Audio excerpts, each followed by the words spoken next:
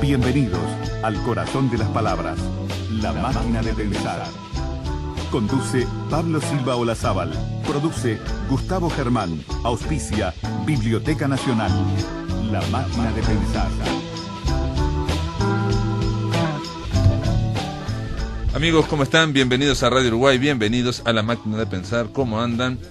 Espero que anden bien. 2001 arrancamos aquí con Nano en controles de emisión. Estamos en La Máquina de Pensar.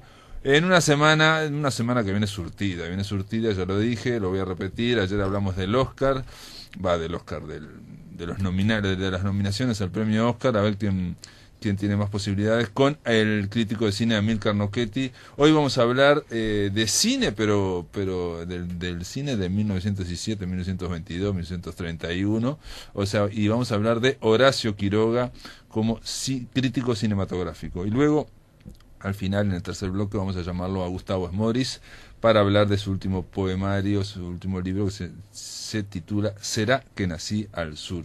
Así que ya mismo le doy la bienvenida. Vamos a empezar arrancando hablando de Horacio Quiroga a dos investigadores. Gerardo Ferreira, ¿cómo andás, Gerardo? Bien, todo bien, gracias. Gerardo ya estuvo por acá para hablar de su libro de poesía. Es investigador, es poeta y es periodista. Escribe en La Diaria normalmente y escribe reseñas poéticas, ¿no?, sobre poesía.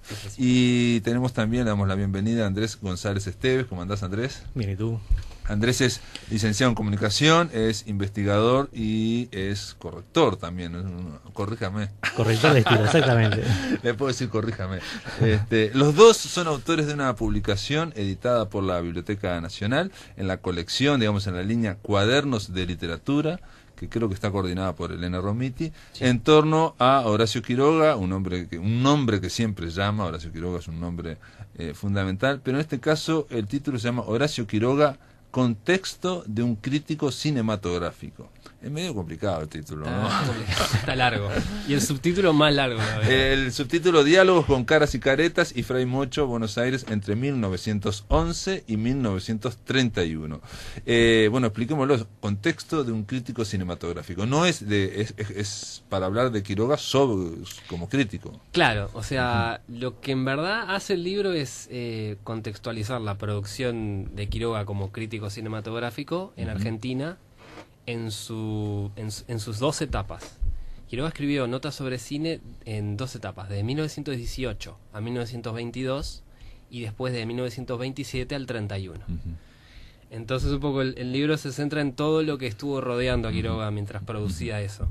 Ustedes dicen ahí en la investigación que esta sería la primera que no se centra solo en los artículos de Horacio Quiroga, sino digamos, ese sería el contexto, la circunstancia, ¿no? No es un escritor solamente queriendo ser crítico de cine de un arte que era muy nuevito se estaba haciendo, no tenía ese arte, todavía no tenía definido las convenciones artísticas, estaba en plena creación.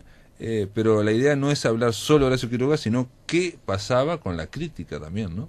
Sí, la idea que motivó este trabajo, por más que nosotros ya veníamos trabajando la idea de Quiroga y el cine, era primero poner en discusión la idea generalizada de Quiroga como pionero de crítica del cine.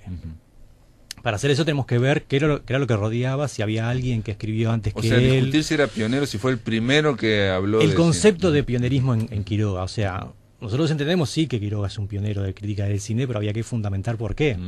Es decir, ¿por qué era el primero que escribía sobre cine? No, ya existía a partir de 1911. En la revista Caras y Caretas aparece una sección fija que toma el cine como una de sus áreas de trabajo, de escritura.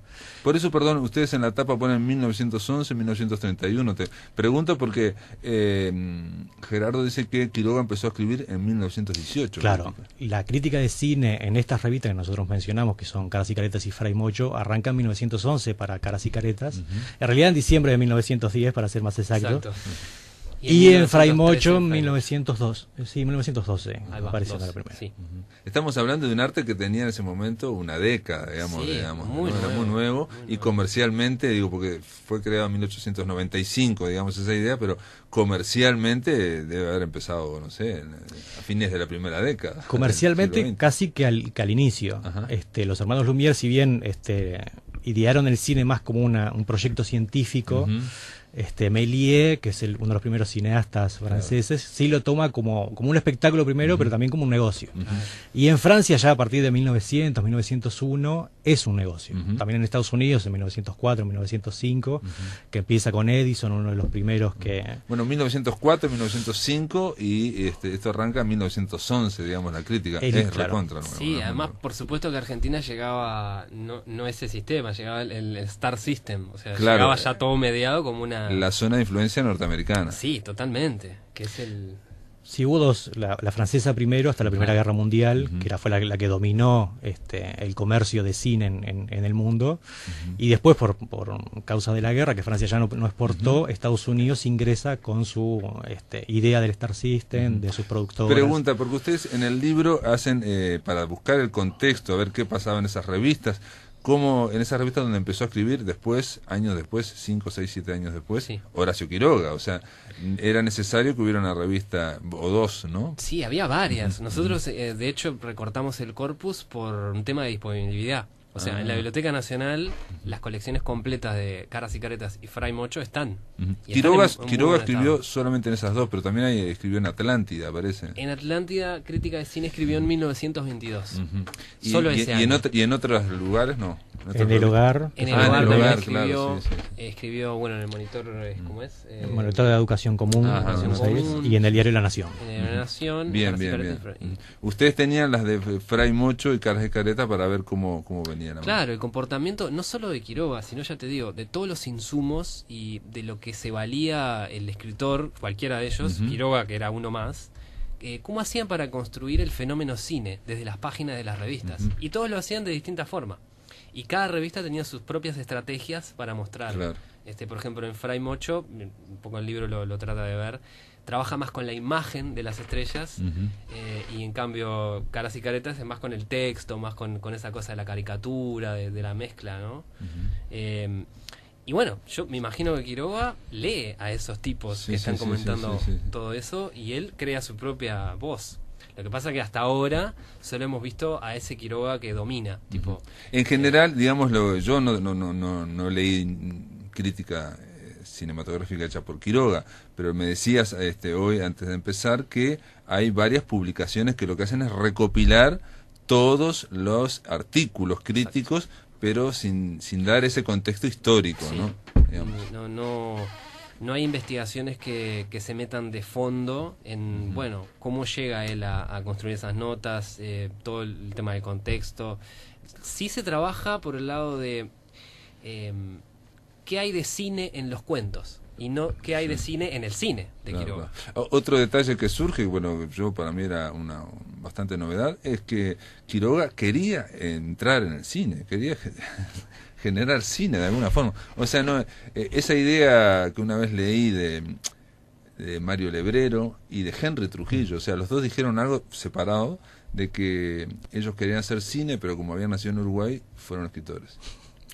Bueno, para Quiroga fue algo así. Creo que Quiroga lo que tiene es una gran necesidad de hacer con su literatura, hacer con sus manos, y el cine le daba una doble posibilidad, la posibilidad de ejercer una escritura, una forma de escritura que posiblemente para él es nueva. Él trata de hacer 2 guiones de cine, pero también estaba la posibilidad de ser un creador. ¿Y esos guiones se perdieron o En verdad hay uno que es sobre la gallina degollada, que solo apareció una página o dos, que se perdió, y está el otro que se llama La Jangada, que ese está disponible, está publicado de hecho.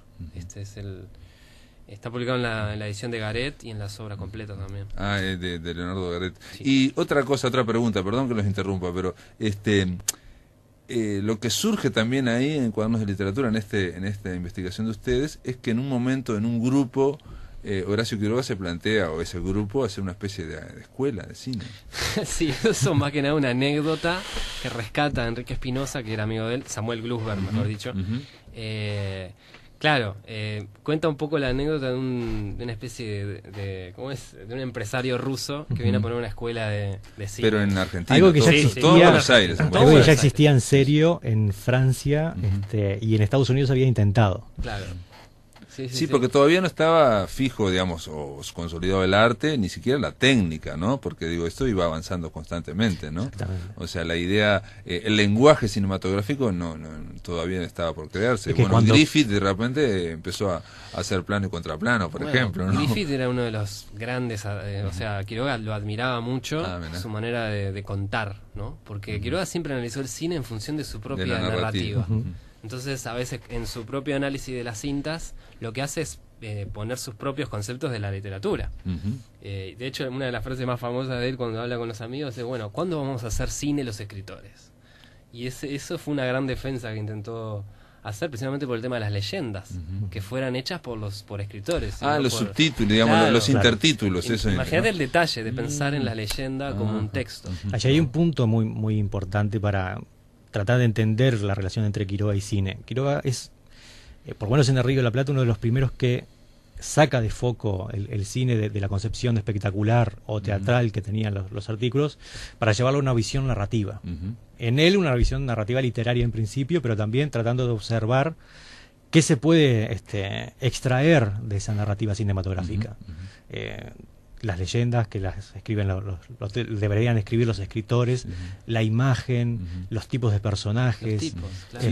El desarrollo, digamos, narrativo, te pregunto en general, porque digo, si bien al principio el cine, y eso surge mucho en estos artículos, por lo menos ustedes lo mencionan, está esa idea de el cine se parece al teatro, cuánto se va a sacar los actores de teatro, en fin, había por otro lado una concepción de que la narrativa del cine estaba más cercana a la novela, por ejemplo, y no tanto al teatro, ¿no? Que es algo simultáneo en ese momento. Quiroga te diría más cercano al cuento que a la novela. Bueno, claro, más cercano tal cual. Claro. No, lo que decías del teatro y del cine, si vos te fijas en las primeras notas sobre cine, el cine está metido dentro de una nota de teatro, hasta que después logra independizarse.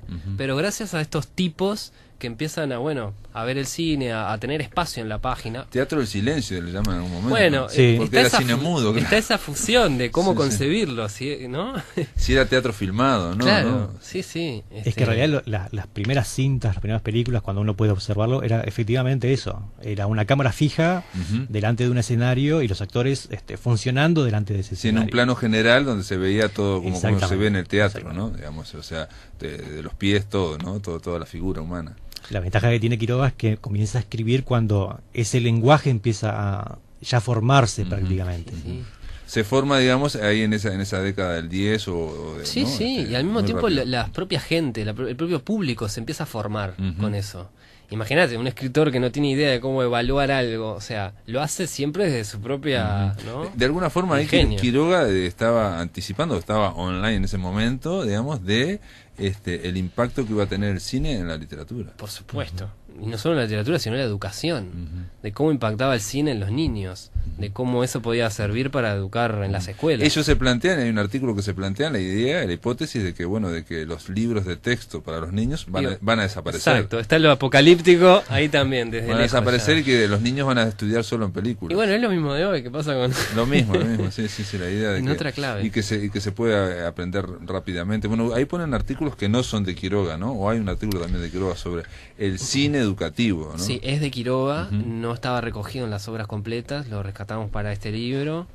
Y bueno, es un artículo importante porque se escribe bastante tiempo después de un artículo que habla de lo mismo y en verdad tiene que ver con la última etapa de su comentario, en el 31 por ahí, que es cuando él ya ante la llegada del cine sonoro como que se retira, o sea, no pacta con ese sistema. Le pareció que era un atraso, digamos, el cine sonoro. Claro, un atraso desde el punto de vista artístico. Sí, ¿no? obvio.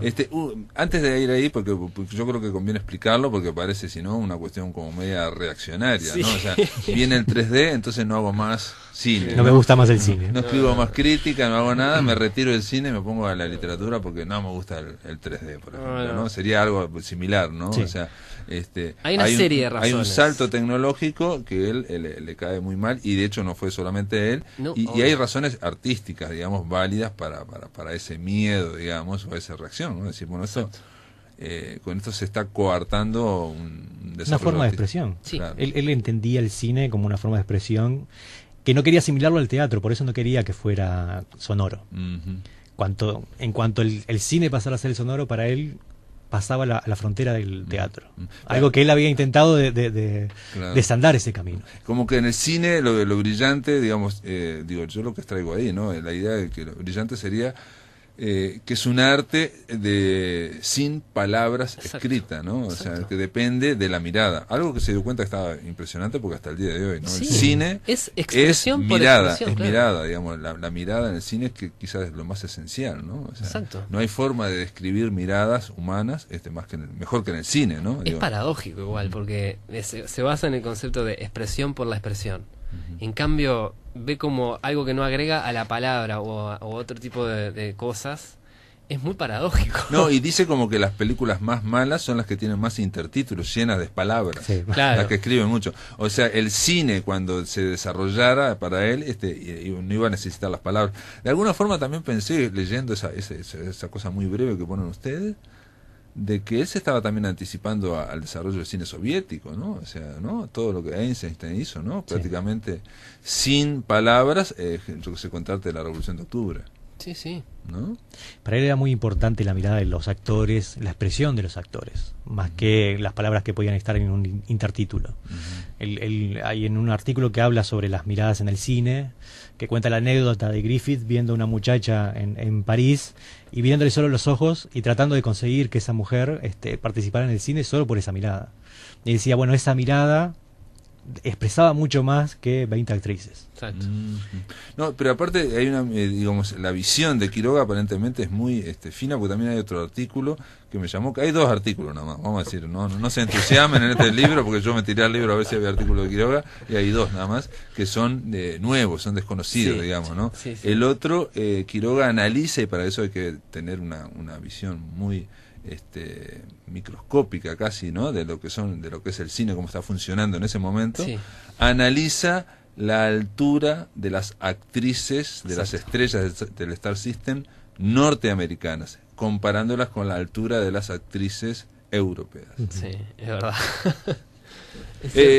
Vamos a una pausa y vamos a aclarar después qué veía Quiroga por qué Horacio Quiroga decía que no era casualidad que las grandes estrellas norteamericanas fueran petizas, todas petizas. Como Chaplin. Después de la pausa seguimos aquí en La Máquina de Pensar. Estamos con Gerardo Ferreira y Andrés González Esteves.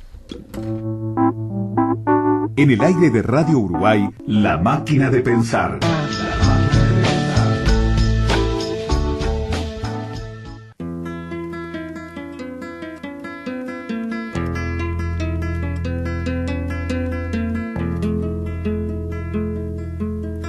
Por hoy el día es nuestro y ya se ve.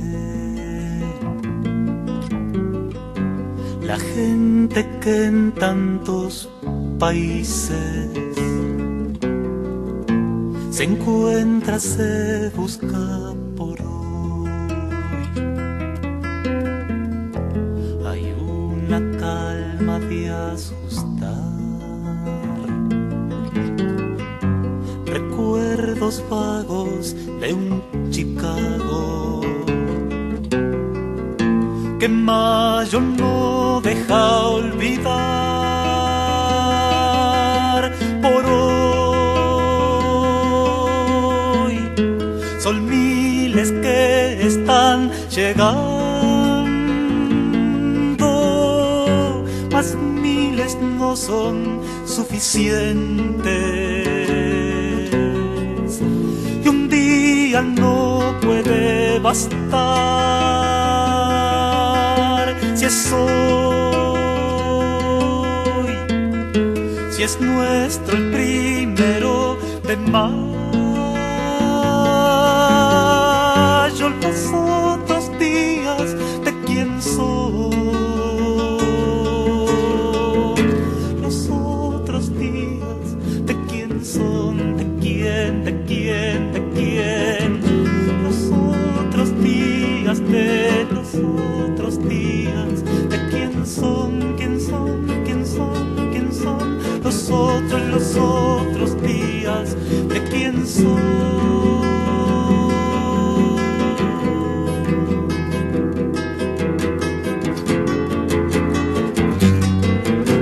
quién soy.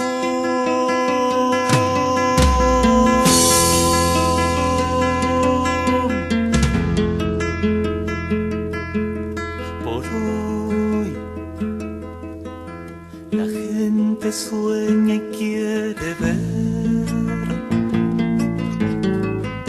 que mayo venga desbordando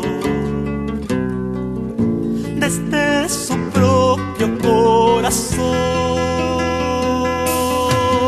Por hoy, por siempre el día está esperando sobre sus llagas su cansancio, sobre su rabia si es hoy, si es nuestro el primero de mayo. Los otros días de quién son, los otros días de quién son, de quién, de quién, de quién. Los otros días de los otros días de quién son, quién son, quién son, quién son. Los otros días de quién son.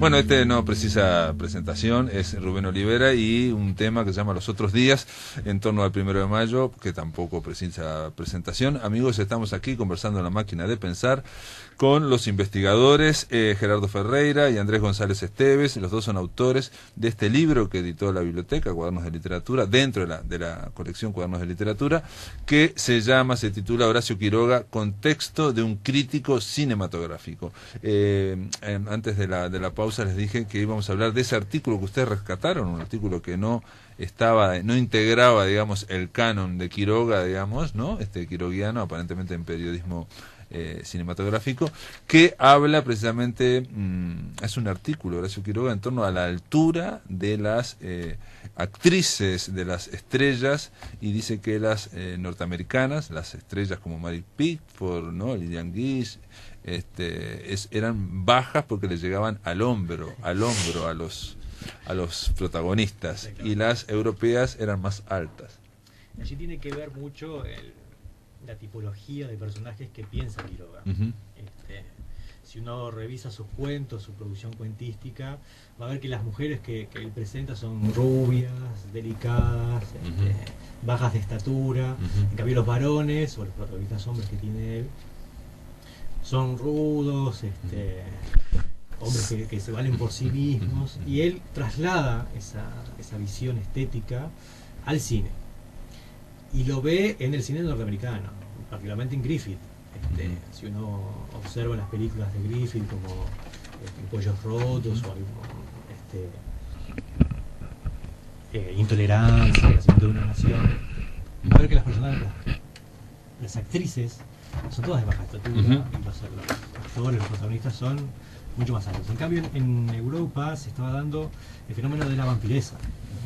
Una mujer arrolladora, una mujer que tenía muy desarrollado, por decirlo de alguna manera, la sexualidad, ¿no? Vivía su sexualidad sin tapujos, y se veía en un plano de igualdad al hombre. Y él lo ejemplifica en ese plano de igualdad, también en un plano de igualdad físico. Claro, sí, es la idea que es muy aguda, ¿no? De que el cine es también una relación de miradas y de físicos, ¿no? O sea, la idea de que todo eso coadyuva a la narración, ¿no? Es sorprendente, pero digo, no es fácil verlo y identificarlo, digo, se requiere una mirada importante. Ese artículo no me acuerdo de cuándo era, pero digo... El 19, febrero del 19. 1919, estamos hablando de algo muy reciente para, reitero, un arte que estaba recién encontrando su lenguaje cinematográfico, ¿no? Sí, fíjate que para enganchar él tiene que tomar elementos de la vida cotidiana, como la altura o como cosas diarias, para meter una especie de subcrítica sobre el género o dividir. Esta es una de las primeras notas de Quiroga en 1919. Y en esa época me imagino que él también quería conquistar ese nicho de producción en las páginas. Entonces, bueno, él ya tenía su público con las narraciones. Y todos sabemos que era un público más bien mujeril, de amas de casa, con estas publicaciones semanales. Entonces, bueno, ¿cómo hacía él? ¿Qué estrategia utilizaba o utilizó para tener ese mismo público para sus notas de cine? Bueno, esta es una nota que tiene un gran ejemplo de esa estrategia. Y menciona a Rudyard Kipling en el artículo, por más que Kipling es un famoso escritor, porque digamos tiene que ver con la devoción de Quiroga por Kipling, ¿no? Una pregunta, igual el artículo está ahí y también destila, bueno, no es políticamente correcto para el leído en el siglo XXI, ¿no? O sea, tiene que ver con una idea sobre la mujer que, bueno, recién comenzaba un proceso de emancipación que le iba a llevar todo 100 años prácticamente, ¿no? O sea, entonces la idea, la visión que tiene Quiroga es una visión muy diferente a la que vamos a tener, y ahí se trasunta en eso, la idea de que entre un hombre y una mujer, la mujer tiene que estar al mismo nivel, pero sabiendo que ella aporta determinadas cosas, pero y que necesita un apoyo, un ¿no? empuje ahí en los hombros del galán de turno. Está, ¿no?, lleno de clichés y de estereotipos de ese orden, ¿no? Lo que está muy bien, igual me parece que es esa visión de algo como la altura, el físico, claro, y pensando en es muy inteligente en puntos hasta puntos de fuga, si se quiere, ¿no? Y también como una forma de separar dos estilos de cine muy diferentes, como era el norteamericano y el europeo, en este caso hablando de él en el francés o el italiano. Claro. Dos modelos muy diferentes de construcción del cine. Una pregunta, porque vos lo dijiste en el primer bloque, Gerardo, que este hombre, Quiroga, estaba desarrollando toda su narrativa, digamos, ya era conocido, era famoso en Buenos Aires, y vinculado a estas revistas, y es que empezó escribiendo crítica cinematográfica. De repente, en un momento, que creo que fue en 1922, deja de escribir sobre cine. Digamos que es un silencio que se produce del 22 al 27, y que en realidad un poco yo lo intento trabajar en el artículo que me toca en el libro, y no le he podido encontrar la razón. De hecho es algo pendiente. Pero que él siguió publicando en esas revistas otras cosas, cuentos. Él del 22 al 27 sigue publicando en varios medios distintos tipos de texto, desde cuentos hasta artículos de variedades. Escribe mucho y en varias revistas, pero no escribe nada sobre cine. Es un silencio que no me explico, porque de hecho él participa de tertulias, seguramente iba mucho al cine con la esposa, claro, y aparte lo tenía cerca al cine, así que no sé por qué él deja de escribir. Y él en el 31, recién me decías, se va a Misiones, o sea, no es porque estuviera en Misiones. En verdad él se va en el 32, se va. Y en el 31 aparece su última nota sobre cine, que en verdad ese periodo del 27 al 31 es como ya como una especie de resolución, ¿viste? Es muy conclusivo. Todas sus notas son como protoensayos de todo lo que dijo anteriormente. Él hace notas largas que resumen todo su pensamiento. Es como decir, bueno, yo no voy a cambiar de opinión y esto es todo lo que tengo que decir. Y el camino del cine va por otra parte, digamos, ya porque la idea de sonoro ya está. Claro, en el 27 se aparece Jazz Singer, que es la primera película hablada. Y bueno, ahí a partir de ese momento como que él ya no tranza con con el nuevo formato hablado. Él dice que se iba a llenar de palabras, ¿no? De hecho, las películas después llamaban Tolkien en su momento, claro, ¿no? O sea, las habladas, ¿no? Las habladas. Y le parecía que era un retroceso para el cine, como que lo acercaba más al teatro. Exactamente, y es algo en lo que él había tratado o luchó en esos años que escribió crítica de cine, de separarlo, de tomar el cine como un lenguaje de expresión. Un lenguaje de expresión más que de palabras. Sí, y el lenguaje del siglo XX en cuanto a buscar otra expresividad que no estuviera ni en el teatro ni en la literatura, ¿no? Otro camino que obviamente lo recorrió el cine, pero él pensaba que si hablaba no lo iba a recorrer, digamos. Fue como una traición para él. Claro, exactamente. Y ahí también alguien plantea también el tema de cierto esnobismo, entonces, en Quiroga. Sí, un poco de todo lo que decía un poco Andrés hoy, querer escribir sobre cine, querer hacer cine, querer participar en todo lo que él podía, o sea, meter mano en todo, siempre creativo y buscando el negocio, siempre. Eso es algo que lo marcó durante toda su vida. Y el cine era otra cosa de la cual él podía probar hacer lo mismo. Claro. Y hacerlo bien, porque de hecho no tenemos prueba de que ese guión que él escribió se haya llevado al cine, salvo por la película del 39 que se inspira en eso. Bueno, él muere, se suicida en el 37 y 2 años después sale la película. Sale la primera película, que es una gran película, digamos, en cuanto para el cine argentino, ¿no? Prisioneros de la Tierra, ¿no? Exacto. Una gran película, que es la primera que pone digamos en la pantalla los cuentos de Quiroga, que en este caso eran, bueno, la película se llama Los Prisioneros de la Tierra, por si no, está para descargar en internet. Y en el guión dice que participó su hijo, Darío. Sí, ¿no? sí, el director es Mario Sofici y participan del guión Darío Quiroga y Ulises Petit de Murat. Y me parece una gran película. Ulises Petit de Murat va a ser el guionista del cine argentino de muchas películas durante décadas después, ¿no? Sí. Un hombre muy importante después, ¿no? Se generó. Esa película, bueno, vale la pena, la recomendamos ver por la fotografía. Yo la vi una sola vez en Cinemateca, pero tiene esa fuerza y esa sordidez que tienen los cuentos de Quiroga, ¿no? Esa violencia que estalla a veces, ¿no?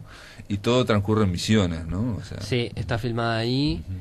De hecho, un poco si lees la prensa de la época y todo, el protagonista de esa película llega a través de un reemplazo. El verdadero protagonista se muere y bueno, llega, no me acuerdo ahora el nombre del protagonista, pero termina siendo como su gran película. O sea, alguien que no estaba en los planes llega para hacer un gran papel.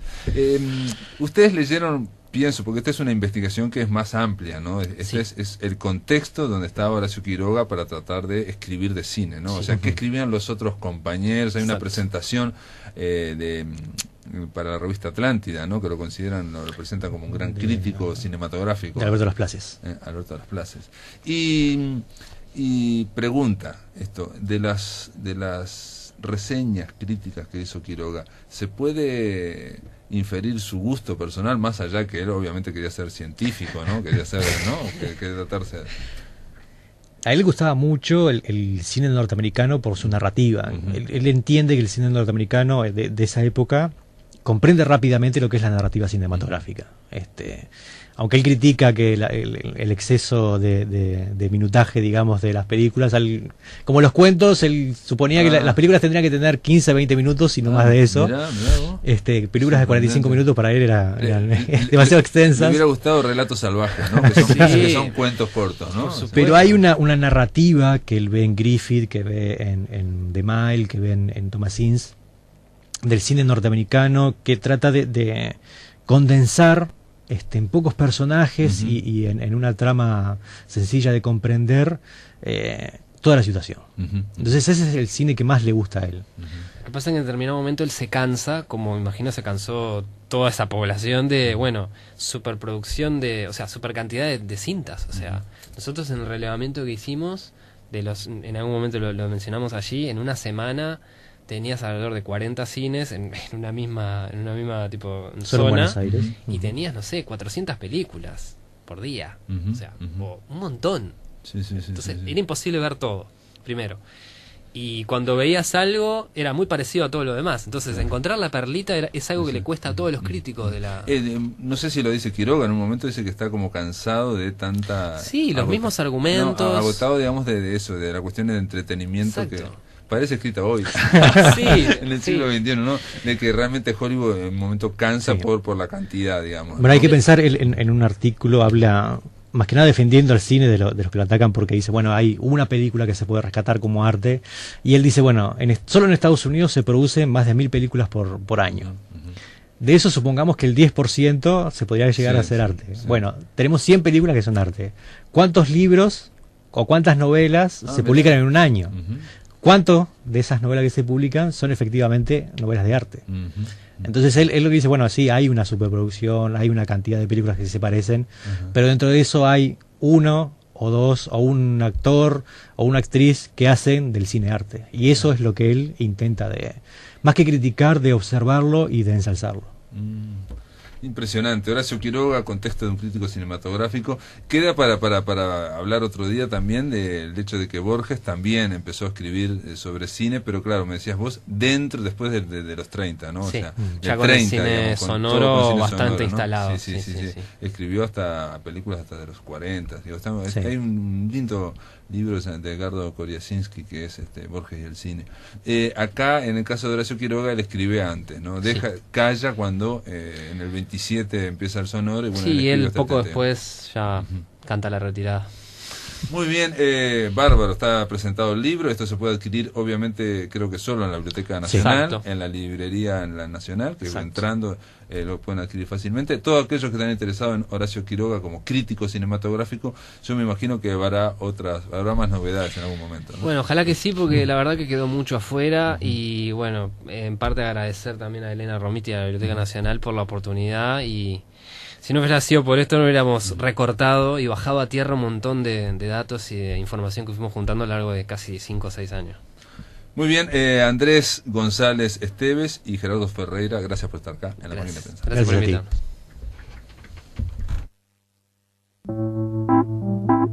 En el aire de Radio Uruguay, La Máquina de Pensar.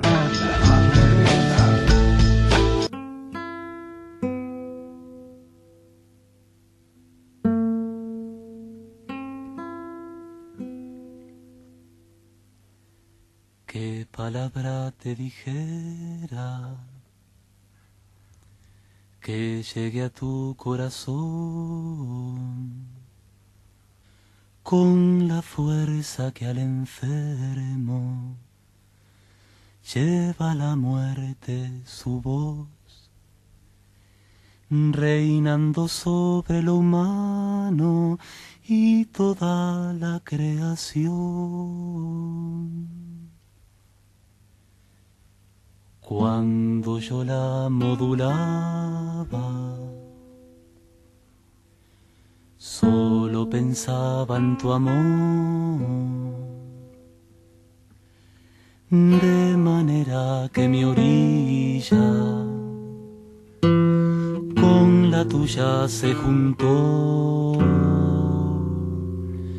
y fue tan vivo el recuerdo que en mi alma se dibujó mariposa que dormía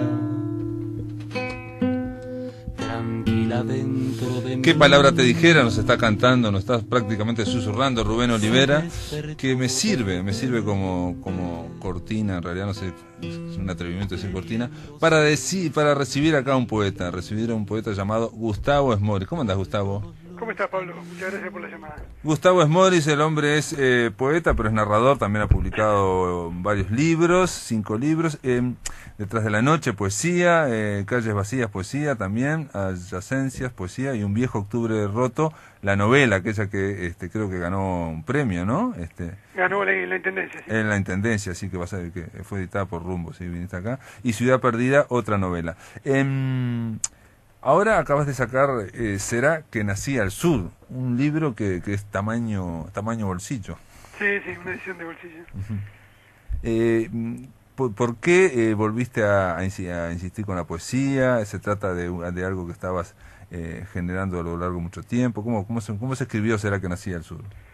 Bueno, es un libro que en realidad se escribe a lo largo de 4 años más o menos, ¿no? Uh-huh. Un poco con esa costumbre que intento mantener de no apurar las publicaciones, ¿no? Uh-huh. Y bueno, no lo considero una vuelta, ¿no? O sea, como que ¿Nunca te fuiste? Nunca me fui de la poesía, digamos, ¿no? O sea, ¿Será que nací al sur? Lo primero que me llamó la atención, se lo dedicás a 2 poetas, a Roque y Rolando, sur de mi poesía. Ahí está. Bueno, creo que más o menos el lector se dará cuenta a quién me refiero, ¿no? A Rolando Fayette, que además de uno de mis referentes, fue un gran amigo personal, uh-huh. Y a Roque Dalton, ¿no? Que es una de, junto con Rolando también, son creo que mis dos grandes influencias poéticas, ¿no? Uh-huh. Roque Dalton planteaba una poesía más coloquial, me parece, que la tuya, ¿no? Sí, lógicamente, o sea, tal vez que en mis primeros libros, digamos, la influencia se note un poco más, como todo, ¿no? Un poco más claramente, cuando uno está muy muy golpeado por un poeta como Roque Dalton. Y después con el tiempo como que uno va encontrando un poco decantar un poco, digamos, la fuerza de esa influencia, y queda, pero ya no influye tanto en el estilo, ¿no? No, pensé que lo de Roque Dalton también podía ser, tanto Roque Dalton como Rolando Fayet también tienen como en su literatura un compromiso histórico, ¿no? Digamos, una palabra que, bueno, ahora no se usa tanto, digamos, pero su literatura, su poesía, si bien tenía ese compromiso histórico, no era no era panfleto, ¿no? Bajo ningún momento. Exacto, claro, sí, eso para mí es fundamental, ¿no? O sea, el nivel poético de cualquiera de ellos dos me parece muy interesante, ¿no? Aquí vi un verso que yo dije, este es algo que brilla, que tiene que ver con esa empatía que tenés con Rolando Fayet. Atención, fue amigo mío también, y yo creo que cuando uno tiene influencia, si se quiere, esa palabra es muy difícil, es porque yo creo, ¿no? Que el escritor ya tiene algo adentro y lo que descubre es que otro lo expresó parecido, o a mí me sirve eso para expresarlo. Sí, mío. totalmente ¿Me explico, de acuerdo, no? O sea, el entusiasmo surge por eso. Dice, él lo escribió así y yo podría escribir lo mío porque me sirve esa expresión. Totalmente de acuerdo. Yo creo que cuando uno se siente identificado se da tanto en poesía como en narrativa, ¿no? Cuando uno se siente identificado con un texto o con un autor concretamente, es porque anda por la línea de lo que uno está buscando, ¿no? Yo creo, ¿no? Por ejemplo, acá cuando decís, es marzo en pleno junio y no he callado, eso me resonó a Rolando también, ¿no? Sí, puede haber algo. Sí, claro. Sí. Una leve historia herida. Los poemas en general no son largos, son breves, y yo por eso te decía con respecto a Roque Dalton, digamos que hay una lírica como más muy poco coloquial lo tuyo, ¿no? O sea, será que Nacida del Sur está jugado a la poesía más fuerte, y lo que vi en que muchos poemas tienen al final como un desenlace, ¿no? Que sorprende. Claro, tratar como de rematar, ¿no? O sea, sí, que esa, bueno, eso es una de las características que yo busco en la poesía, ¿no? Es tener un final fuerte siempre, ¿no? Un remate. Y hay un poema, Gustavo, hay un poema que a mí me llamó la atención, en general como que son muy parejos los poemas, pero me llamó la atención por el epígrafe, que pensé, podía ser el epígrafe de todo el libro, que dice así: la poesía es el derecho del hombre a empujar una puerta. De León Felipe. Ahí está. Sí, esos versos, como que definen el oficio del poeta, ¿no? Yo creo, ¿no? En dos versos está planteando el universo poético, León Felipe. Sí, podía haber sido el prólogo del libro, ¿por qué no? Pero me gustó para ese poema, ¿no? Me gustó. No, obvio que para ese poema funciona, pero digo, funciona también para todo el libro, porque esa idea de el derecho del hombre a empujar una puerta, está hablando también de la poesía como digamos, con los pies en la historia, ¿no? Claro. Es brutal, sí. Una de las cosas que reiterás vos mucho en estos poemas es esa idea del poeta, del hombre, ¿no? En medio de una civilización que a veces se va o cayendo, o sea, hay una herida, o está deslumbrada por los cristales. Claro, sí, un poco como, digamos, como símbolo del consumo, ¿no? Digamos, de la gran ciudad, de la soledad en muchedumbre, ese tipo de cosas, ¿no? Claro. Porque hay varias, digamos, ejes en este libro. Uno es el camino, que empieza con el tema del camino, de caminar, ¿no? Claro. Otro es el tema de la herida que he dicho, ¿no? El tema de una herida en el hombre, y por los cristales, ¿no? Cierta, como una especie de anomia, de algo que se va apagando. Y Gustavo, ¿nos podrías leer algunos poemas? Porque viste que lo mejor con la poesía es leerlo. Bueno, vamos a leer algunos entonces. Una leve historia herida, a ver, la 48, de la página 48. 48, espera que la busco.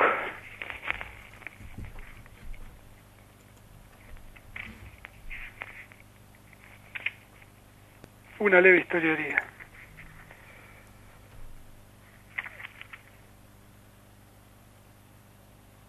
¿Sabés que ando Ando con muy poca luz acá. Te voy a pedir que lo leas vos porque no estoy viendo nada. Bueno, no, porque si no... digo, a ver si puedo ver un poco. No, yo te lo leo, pero digo, elegí otro, entonces... Esperá que me pongo bajo la luz porque estoy viendo muy poco acá. Una leve historia herida. Duros trozos de luz, heridos de nocturnidad, se vuelven hacia mí, venciendo gravedades. Hoy vengo a levantar esa consigna. Un territorio perdido que llega hasta mi asombro, donde también la furia es pieza del fragor de las fronteras. La premura en el pelo supera toda órbita terrestre, y es marzo en pleno junio, y no he callado. Ahí está, muy bien. Sí, ese es un poema de los que, digamos, creo que cruzan bien el libro, ¿no?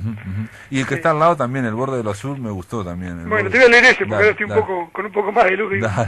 El borde de lo azul. Lo había proclamado sin doblez. La herida en lo sensible de la noche avanza sobre el mundo, y es inútil todo intento pulmonar en estos casos. Pensamiento de seres inocentes, sufren porque respiran, es tan adivinable, tan humano.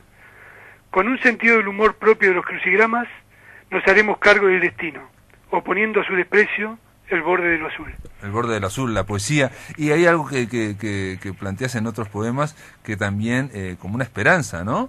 Digamos, en una sociedad que puede estar muy conflictuada, en muchas encrucijadas. Una de las esperanzas es la risa. Claro. Sí. Yo creo que, como que, digamos, mi poesía puede resultar un poco oscura, pero siempre con ciertas salidas de luz, ¿no? O sea, como que nunca es totalmente... el pesimismo, digamos, se compensa un poco con una esperanza, ¿no? De que puede haber una salida, ¿no? No, y tampoco hay que decir de tu poesía que no es, creo yo, no es hermética en absoluto, ¿no? Creo que es bastante accesible, por más que hay una alta factura lírica. Vuelve lejana hacia mí la ciudad, la página 23. ¿Tenés ahí para leer la luz? O? 23. Sí, ahora estoy. Vale. Mejoró la cosa. Me acerqué a la... Vuelve lejana hacia mí la ciudad. Avanzo atraído hacia la hora que me inicia. Soy huésped de un invierno con escaleras mecánicas y flores de cristal. Solo falta quien se haga responsable. Una falsa mirada de dioses abolidos tras la lluvia. Está esa esperanza y ese camino. Esa idea de que puede hacerse algo, ¿no? Claro. Totalmente. Es lo que te decía, ¿no? O sea, como que hay ciertos márgenes de luz, ¿no? Y bueno, vi varias imágenes que vienen del cristianismo, me pareció, puede ser. Hablas en un momento de resucitar entre los muertos, hablas de la palabra mártir, como que es un testigo, es más... Sí, más allá, digamos, de mi ateísmo científico, como que tomo muchas cosas, así digamos, de la Biblia, eso, ¿no? Es una lectura que me gusta. Ser testigo es otra forma de ser mártir, ¿no? Mártir en griego es precisamente ser testigo, ¿no? Claro, hay una reafirmación buscada, justamente, ¿no? Porque son sinónimos, ¿no? Claro, en griego mártir es testigo. Son cuasi sinónimos, claro. Ser testigo es otra forma de ser mártir. Exacto, sí, hay una búsqueda de reafirmar en una misma frase el mismo concepto, ¿no? En un mismo verso el mismo concepto. Bueno, y podemos leer los dos primeros, Equidistante o Será que nací al sur. ¿Cómo no? Equidistante. Simple y agradecida, la tierra va pariendo los senderos. Excepto por la emoción, todo es sencillo. Una síntesis noble de signos y de asfalto. Así nos alistamos al camino, mientras alguien recita, con cristal astillado, su estética aplazada. Asumo en las heridas el curso equidistante. Sobre un umbral ajeno me enseño a armar palabras. Y el otro era, ¿será que nací al sur? Sí. Será que nací al sur, insomne transeúnte del no olvido, motivo de este oficio de asumir las razones del viento en el pocillo del café, su viaje inaugural y sin retorno. Desconfiar, me advierto a mí mismo, al que quiera oírme, desconfiar de tanto verbo trashumante, de los umbrales abandonados al silencio, de los rostros sin destino de brújula. Creer, por el contrario, en sueños que han hallado puertas de escape a la vigilia y transitan senderos hacia todos los sitios. Me gustó mucho en sueños que han hallado puertas de escape a la vigilia, ¿no? Está muy bien, la verdad que es como uno lo lee y traspensarlo un poco, sentirlo un poco, es un hallazgo, ¿no? ¿Será que Nací al Sur, sabes que también es medio tanguero, ¿no? O sea, es un poco tanguero, ¿no? Sí. Lo del sur, ¿no? Como que está muy asociado al tango, ¿no? No, y se podría ponerle música, por lo menos una música de bandoneón de fondo, ¿no? Y a ver qué otro más para despedirnos. El último. Habla del camino, ¿no? En camino, sí. Que también tiene que ver, bueno, es la página 56, tiene que ver con eso que decís vos de como una apertura hacia el futuro, ¿no? Claro, es un poema de cierre que deja abiertas puertas, justamente, ¿no? O sea, bueno, en camino. Sé que existe quien cuenta las huellas, y aquel que siempre avanza furiosamente al lado. Sé que los mojones de la infancia ocupan su lugar, convocados a alquimias y gotas de rocío. Sé que hay hombres sin precio, y de qué extra fina materia están hechos los sueños. Sé que estamos al sur, con la noche cargada de mudez, evadidos del cerco y la cornisa, sangrando deserciones y en camino. Muy bien, Gustavo Esmorís, lo terminamos acá, no seguimos más porque creo que está presentado el libro y creo que ese En Camino tiene que ver con parte de lo que atraviesa el libro, ¿no? El tema de los pasos, el camino, el tema de la luz, ahí yo me pensé también en León Felipe, y el tema de que los cristales o los muertos serían digamos las cosas que encandilan, ¿no? De este momento, ¿no? Ahí está. Gustavo Esmorís, este libro se vende en alguna librería. Este libro se puede comprar online a Ediciones de Rincón. Perfecto, entonces la única forma es por Facebook a Ediciones de Rincón. Ahí está. O nos escriben a nosotros a la máquina de pensar @dine.com.uy y los vamos a contactar con Gustavo Esmorís con este libro, digamos que es un libro, reitero, chico, especial para la dama del caballero, para leerlo en el ómnibus, como vine yo releyéndolo, digamos. Gustavo, gracias por estar acá en la máquina de pensar. Bueno, gracias a vos, Pablo. Un abrazo grande. Amigos, se terminó la máquina de pensar. Mañana vamos a seguir hablando con mujeres escritoras. Van a venir 4 mujeres para hablar del libro 22 mujeres. Es el tercer libro que saca Editorial Irrupciones.